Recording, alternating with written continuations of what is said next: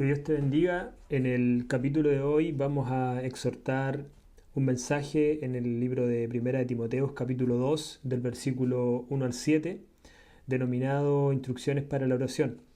Tenemos que recordar el contexto, ¿cierto?, en el cual se escribe el libro de Primera de Timoteo. El apóstol Pablo relata esta carta a su hijo en la fe, Timoteo, recordándole la necesidad de recuperar fortaleza y cuidar la iglesia de Dios que el Señor había puesto a sus manos. Habían maestros prominentes en la fe que estaban desviando la doctrina, que estaban desviando la palabra y preocupaban el corazón de Pablo, por lo cual lo dejó en la iglesia de Éfeso a Timoteo para que corrigiera algunas cosas deficientes en la iglesia. Ahora nos encontramos en este capítulo 2 que hemos titulado Instrucciones para la oración, el cual empieza el apóstol Pablo diciendo: exhorto ante todo a que se hagan rogativas, oraciones, peticiones y acciones de gracia por todos los hombres. Sabemos la importancia de la oración en nuestras vidas. Es el medio que el Señor, por su voluntad soberana, ha dispuesto para poder comunicarnos con Él. La Escritura en Mateo 21 dice que todo lo que pidiéramos en su nombre, conforme a su voluntad, sería hecho. También en 1 de Juan 3:22 que todo lo que pidamos lo recibimos de Él porque guardamos sus mandamientos. Es decir, lo que pidamos al Señor conforme a su voluntad, guardando sus mandamientos, será hecho. O sea, Dios quiere que amemos su verdad, amemos su palabra, que crezcamos en la fe, porque son cosas buenas y si lo pedimos lo recibiremos de Él. Ahora, el apóstol Pablo, ya comenzando este capítulo 2, luego de haber animado en el capítulo anterior a el discípulo Timoteo, ¿cierto?, a que corrigiera algunas cosas deficientes y encarara a los supuestos maestros que querían entrometerse a la iglesia, comienza estas instrucciones, este capítulo 2 de instrucciones, ¿cierto?, llegando al capítulo 3, a Timoteo diciéndole: en primer lugar, Timoteo, te exhorto ante todas las cosas a que las oraciones se hagan de la siguiente forma en la iglesia. Es importante que prepares hombres y mujeres que estén en constante oración. Y Pablo acá menciona 4 palabras o 4 tipos de intercesión, de oración, que nosotros como cristianos, como hijos de Dios, o usted como una persona que probablemente pueda haber dejado de lado la fe o congregarse, o esté intentando buscar ayuda en el Señor, Pablo le dice: Timoteo, te ruego a que en la iglesia, a que las personas en la congregación, los hermanos puedan hacer rogativas, oraciones, peticiones y acciones de gracias. Es decir, menciona 4 palabras que tienen cada una un trasfondo y un objetivo diferente. En primer lugar dice rogativas, ruego, ¿cierto?, que viene del griego desis. En el número de Strong usted lo puede buscar como la palabra 1162, que es un sustantivo de deomai, que significa orar, del verbo orar. Hacer conocer la necesidad de uno, querer, necesitar. Es una oración con la expresión de necesidad de un deseo, es una petición. Podemos, por ejemplo, encontrar esta palabra en Lucas 1:13, cuando el ángel le dijo: Zacarías, no temas, porque tu oración ha sido oída y tu mujer Elizabeth te dará a luz un hijo y llamará su nombre Juan. O también lo podemos encontrar en Hebreos 5:7, donde dice: y Cristo en los días de su carne, ofreciendo ruegas y súplicas con gran clamor y lágrimas, al que podía librarlo de la muerte, fue oído a causa de su temor reverente. Es decir, esta palabra ruego, que proviene del griego desis, significa un tipo de oración específica que probablemente no pueda ser respondida de inmediato, no sea algo instantáneo, sino que requiera mucho tiempo, perseverancia. Como es el caso de Zacarías, que su mujer era estéril, y él rogó por mucho tiempo, y ya en los días avanzados de su edad, su esposa concibió a luz a Juan, el gran hombre de Dios, Juan el Bautista. Así también Cristo en los días de su carne Dice que ofreció muchos ruegos y súplicas durante mucho tiempo con gran clamor y lágrimas al que podía librarlo de la muerte, al que podía sostenerlo, ¿cierto? Y darle la victoria. Por otra parte, podemos ver la palabra oraciones, que viene del griego proseuché, número 4335, que significa oración en sentido de adoración. Es decir, ya tiene un enfoque diferente. Ofrecer oración, adoración a Dios. Esta palabra la podemos encontrar en otro contexto bíblico, por ejemplo, en Hechos 1:14, donde dice que todos perseveraban unánimes en oración y ruego, con las mujeres y con María, la madre de Jesús y sus hermanos. En Mateos 21:13 y les dijo, escrito está, mi casa, casa de oración será llamada, mas vosotros la habéis hecho cueva de ladrones. O sea, esta palabra tiene un sentido mucho más expresivo de adoración, de alabanza hacia Dios, por gratitud, por agradecimiento, por exaltar su nombre, más que una petición o una solicitud específica.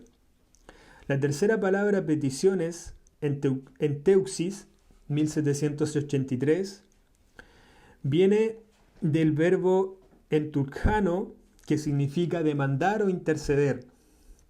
Esta palabra se compone por dos frases, digamos, o partes. Una es en, que denota intensidad, y la otra parte, tunjano, ¿cierto?, que quiere decir obtener al dar en el blanco.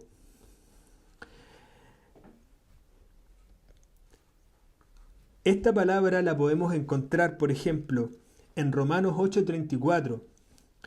¿Quién es el que condenará? Cristo es el que murió, más aún el que también resucitó, el que además está a la diestra de Dios, el que también intercede por nosotros.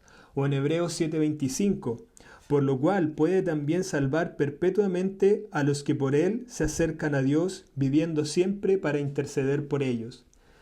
Es decir, es un tipo de oración probablemente mucho más directa, de intercesión, en el cual se pide por algo específico. Podemos ver cómo colocan esta misma palabra, ¿cierto?, en Romanos y en Hebreos, donde dice que Cristo intercede por los suyos, por los que creen en Él ante el Padre. O sea, es una oración directa de intercesión ante Dios.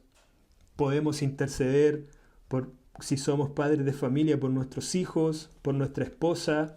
Podemos interceder por algún familiar o algún ser querido en específico que esté pasando alguna necesidad.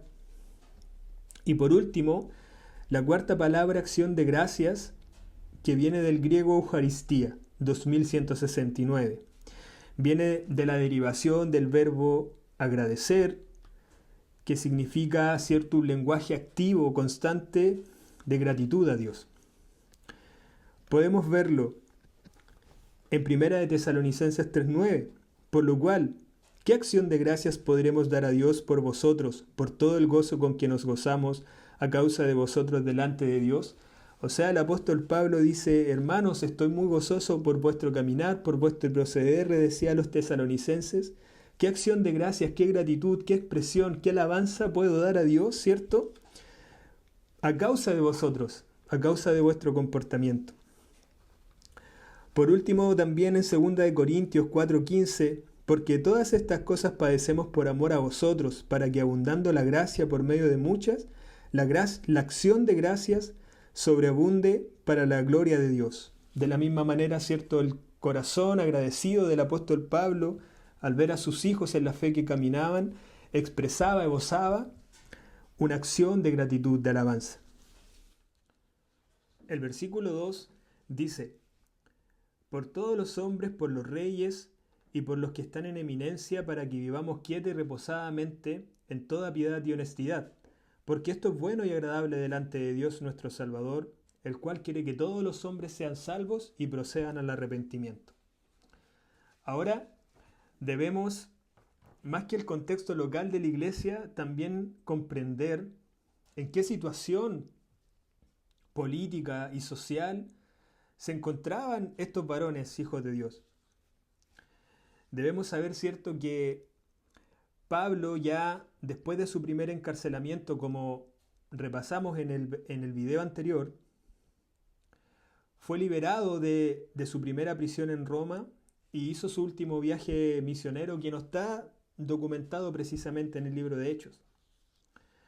Ahora, el libro de Timoteo, el capítulo, la primera carta, se escribió entre los años 62 y 66 después de Cristo, durante el gobierno tirano de Nerón.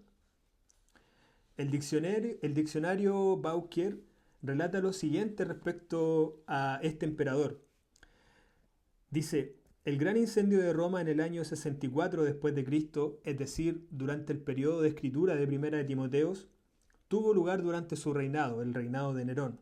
Se destruyó gran parte de la ciudad, incluso el palacio del emperador.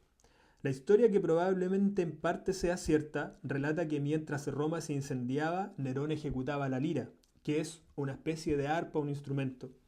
Aunque tomó medidas a fin de proporcionar alivio a los que habían sido afectados por el fuego, no pudo disipar el rumor de que él mismo lo había provocado.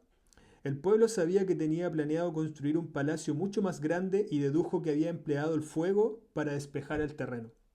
Es decir, Nerón, en su afán y búsqueda de arrogancia, de gloria propia personal, muchos sabían que él quería destruir la ciudad para erguir una ciudad aún más grande, hacerse un palacio aún más grande, elevarse estatuas para que el pueblo, que el imperio lo adorara a él. De hecho, él mismo se proclamó Dios. Nerón sintió la necesidad de desviar las sospechas y escogió a los cristianos como chivo expiatorio, declarando que ellos habían iniciado el incendio. Esto trajo consigo una sistemática persecución de los creyentes. Es decir, Nerón se vio tan acorralado por los rumores y la presión del pueblo romano de la ciudad, en la cual la parte más pobre del imperio fue la afectada por este incendio. Dice la historia que Nerón envió a sus mismos soldados a prender fuego en diferentes partes de la ciudad. Se vio tan acorralado por la situación, el contexto, ¿cierto?, que dice la historia que, como relataba ahí en el diccionario, él culpó a los cristianos, al grupo minoritario que no se sometía a las adoraciones de el imperio, y los culpó a ellos de que ellos habían provocado el incendio. Entonces se generó una persecución sistemática y a gran escala contra los cristianos. Y es ahí, en ese contexto, donde de hecho Pablo es apresado y ejecutado en su segundo encarcelamiento en Roma. Ahora, a pesar de esta situación en que los cristianos estaban siendo perseguidos, probablemente debían hacer sus servicios en casas, ocultos, en cuevas, huyendo de los soldados romanos, el gran apóstol Pablo le dice a Timoteo: te encaro, te demando a que se hagan oraciones, rogativas, peticiones, exacciones de gracias, no solo por unos pocos, no solo por los que nos ayudan, no solo por los que nos favorecen, sino por todos los hombres. Principalmente por los reyes, por las autoridades que están en eminencia, para que vivamos quieta y reposadamente. Y es algo, la verdad, muy conmovedor, porque en general el corazón humano, inclinado más al mal que al bien, favorece o ora, intercede o ayuda a los que nosotros sentimos que pueden ayudarnos o favorecernos. Pero no muy frecuentemente se ora por aquellos que nos aborrecen, por aquellos que nos persiguen, por aquellos que desean nuestro mal. Como dice el Señor en su enseñanza en Mateos, que oremos aún por nuestros enemigos. Si alguien nos pide llevar, ¿cierto?, una capa por una milla, llevémosla por dos. Y así. Y el apóstol Pablo, a pesar de la persecución que Nerón estaba imponiendo sobre la iglesia, le decía a Timoteo: ora por él. ¿Por qué? Porque esto es bueno delante de Dios. Porque Él quiere que todos los hombres sean salvos y vengan al conocimiento de la verdad. Hay muchos que dicen: yo soy malo, yo soy de tal manera, Dios no me oye, Dios no me ama, Dios no me quiere. Pero aún a pesar de la maldad de este tirano Nerón, que mató muchos cristianos, incluso el apóstol Pablo, el Señor nos dice que también él quería su salvación. Ahora, independiente de nuestra condición o cómo nosotros nos creamos, Dios no quiere que nadie se pierda, sino que todos procedan al arrepentimiento. Por eso Él, cada día en su misericordia, con la vida que nos da, nos llama al arrepentimiento y fe.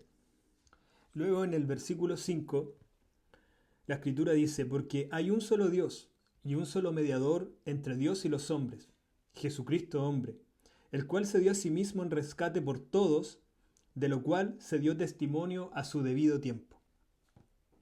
Entonces, ¿cuál es esta verdad?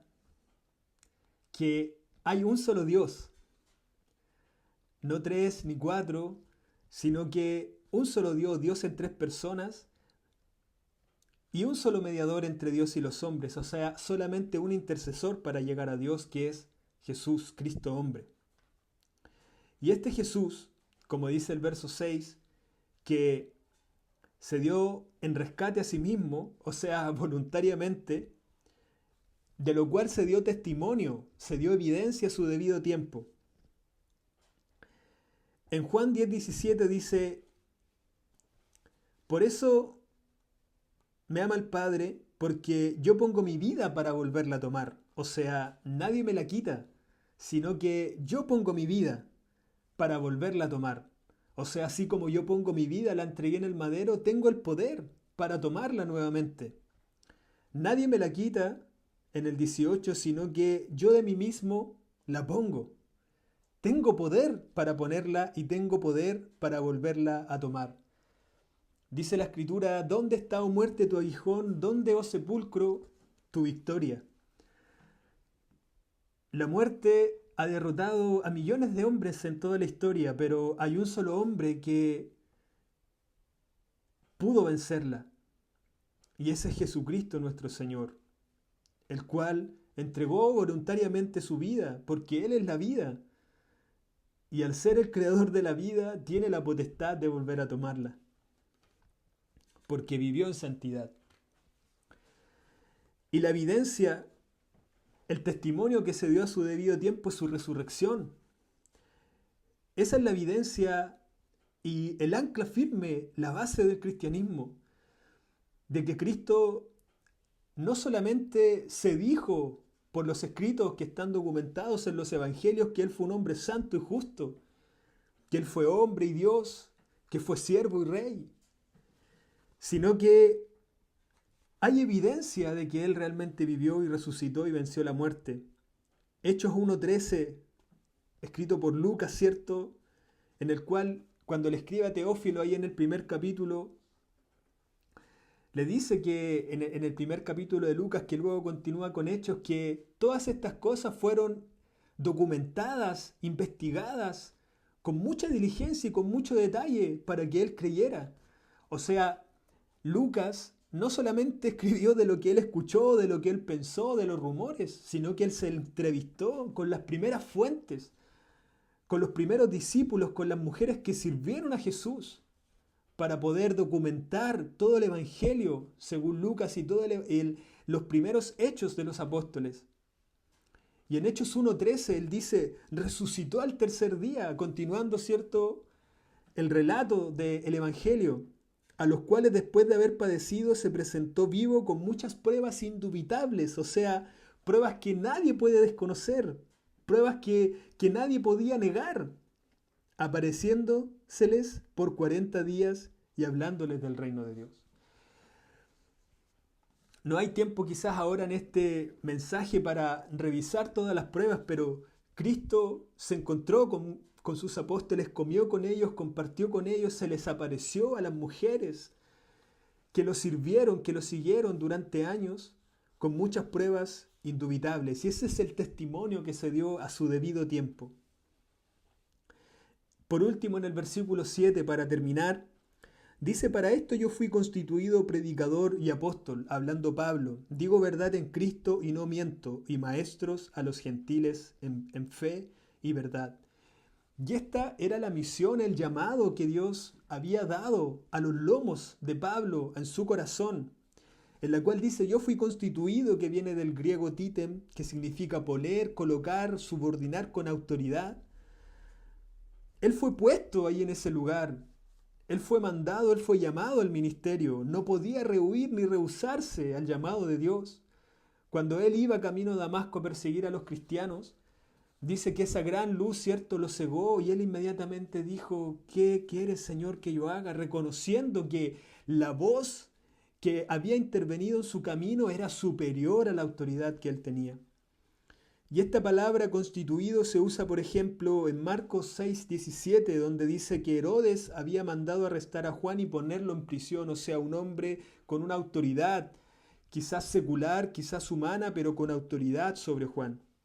En Hebreos 1:2, en estos postreros días, nos ha hablado por el Hijo a quien constituyó heredero de todo, o sea, el Padre al Hijo lo constituyó heredero de todo, dándole esa autoridad. De la misma forma, Pablo fue constituido predicador y apóstol, era su llamado, era su vocación. Ahora, Dios probablemente no nos llame quizás a ser apóstoles, como muchos se dicen llamar así en estos tiempos, que uno de los requisitos de ser apóstol es haber estado con el Maestro directamente, pero el Señor quizás te ha llamado en otro ministerio, en otra labor, ejerciendo otro don. Y así como el Señor constituyó con el griego titem subordinar, mandar, ordenar a Pablo, hoy Dios también nos llama, nos manda a cumplir lo que Él nos ha llamado. Quizás servir una iglesia, a lo mejor algunos hermanos misioneros en el mundo entero, en el África, en Asia, quizás misioneros en tu comunidad local, quizás secretario de una iglesia, quizás pastor local, quizás pastor de un gran ministerio. Pero Dios hoy nos llama a que cumplamos lo que Él ha comisionado, lo que Él ha mandado en nuestro corazón. En resumen, Pablo comienza esta serie de instrucciones desde el capítulo 2 a Timoteo, cosas que veremos en el siguiente episodio, cómo continúan las instrucciones aún más en detalle a este joven discípulo, pero comienza diciendo y explicando y motivando a Timoteo a poder disponer primeramente la oración en la iglesia, haciendo peticiones, rogativas, oraciones y acciones de gracias. Que Dios te bendiga.